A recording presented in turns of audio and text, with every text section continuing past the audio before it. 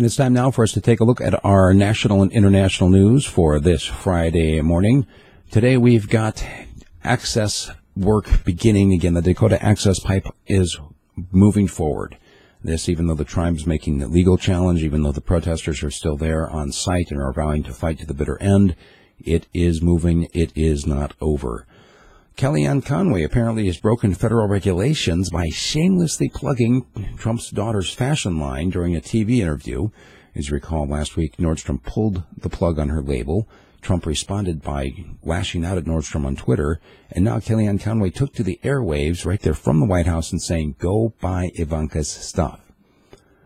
Attorney General Jeff Sessions says that we need to end the migrant lawlessness. And U.S. Army tanks have apparently rolled into Latvia. This in response to what NATO has called Russian aggression. Now, more U.S. Army troops actually on the ground. Russia is calling NATO moves a threat. Also, a Russian diplomat talking about NATO's phantom threats in the Black Sea area, saying that NATO's just inventing stuff as an excuse to move more troops in and to do more activities in the region. In France, apparently, there was an explosion at a nuclear power plant. Not getting a whole lot of details about that, except that after the explosion, there was a fire. No word on casualties, no word on any nuclear leakage. However, in light of what happened in 2011 in the Fukushima plant in Japan, a lot of people are saying, whoa, look at where this plant is located. It's right across the English Channel. It's right there in that shore region. Also, 3 Turkish servicemen were killed when a Russian warplane had an unintentional airstrike in Aleppo. This coming as Russia and Turkey are vowing to continue to coordinate their actions in Syria.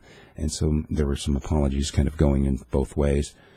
And one of the representatives of the Iranian government, actually one of the chief advisors to the top of the government, said that the United States does not dare carry out an attack on Iran. As you recall, the Iranian missile test, which was responded to in the rest of the world with condemnation, including President Trump saying that any military action is not off the table in terms of dealing with Iran breaking the treaty. Iran saying, hey, look, we didn't break anything. And now this guy saying the United States does not dare to carry out an attack.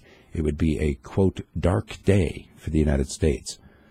In Ecuador, one of the presidential hopefuls is promised to evict Julian Assange from the embassy. Of course, no matter who wins coming up, it's very likely that Assange is going to be moving on. He's been cramped up in that embassy now for 4.5 years. And kind of a horror scenario being talked about with the idea of the collapse of the EU. Now with the Brexit official, the UK is moving to get out of the European Union. France is talking about having their own Frexit. There are elections in the Netherlands and also France and in several of the other European countries with candidates saying openly we need to get out of the European Union. And so they're painting kind of a horrific collapse of all these institutions.